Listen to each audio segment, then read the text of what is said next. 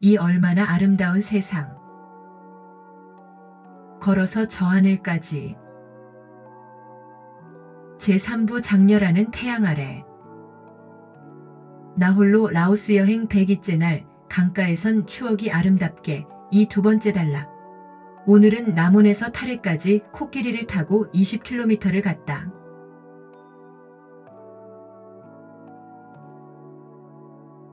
무릇 자연 속에 존재하는 모든 생명체는 주어진 시간과 환경 속에서 자신의 능력을 충분히 발휘하며 본능적 생명을 유지하고 있기에 자연과 인간은 모두가 신비롭고 경이로운 존재라는 것이고 하면서 그것은 평소 모든 사람은 자신의 삶의 사고방식에 따라 그 인간의 삶의 척도가 좌우된다는 것이라며 평소 인간은 그 생명 유지를 위해 제어와 기억 그리고 복원과 방어 능력까지 스스로의 내면에 탑재된 능력에 따라 살아가는 만물의 영장이기에 그 적절한 유지를 위해 필요한 에너지의 섭취와 적당한 운동량의 조절과 휴식을 병행한다면 최상의 컨디션이 보장된다는 것이었다.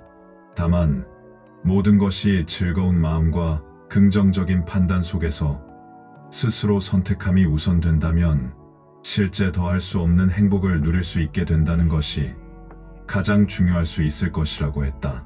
결국 가장 중요한 것은 평소 자신에 대한 삶의 긍정적인 믿음과 자유로운 의식이라는 것으로 아무리 훌륭한 의약품과 의사라고 하여도 정해진 질병과 치명적 사고 앞에선 속수무책 방관자일 수밖에 없는데 단지 의사들은 그저 바라만 볼 수가 없어 살아있는 동안의 그 생명의 한계를 조금이라도 잠시 원활히 할 수 있게 도와주는 것일 뿐 어떤 이유와 행위로도 확실한 재생과 복원을 장담할 수는 없다고 했다.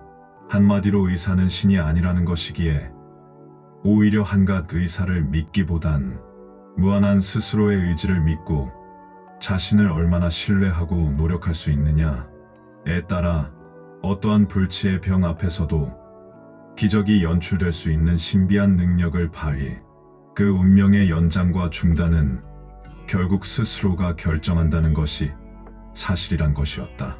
그렇게 라오스 사람들은 외딴 산속에서 살아가면서도 자연에 대한 만족과 자신의 삶은 자신의 힘과 용기의 한계 속에서 긍정적인 재충전으로 재현하며 1%의 의약품과 의사의 도움 아래 아니 99% 어쩌면 전혀 세상에 어떤 도움이 없어도 오직 자신의 노력 여하에 따라 모든 것을 유지한다는 참으로 의미심장한 말을 했다. 아마 그것은 내가 세상을 살고 있는 것이지 세상이 나를 살리고 있는 것이 아님을 스스로 깨닫고 살아가고 있음인데 오직 자만하지 말고 주어진 환경에 순응하면서 열심히 살아간다면 언제나 건강한 작은 행복을 유지, 분명 자신이 자연과 함께 살아가고 있음에 만족할 수 있다는 것이었다. 결국 그 사람의 생각이 자신의 인생을 만들고 좌우한다는 것으로 건전한 정신에서 건강한 육체가 유지된다는 결론이었다. 그렇다.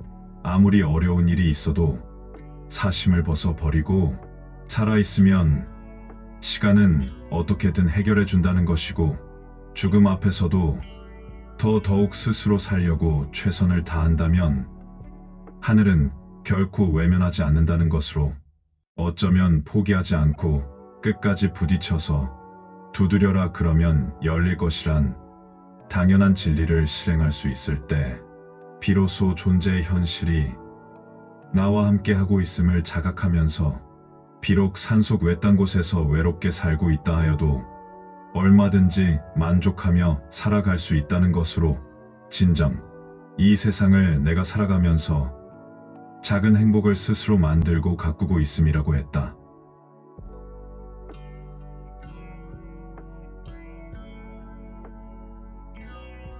감사합니다.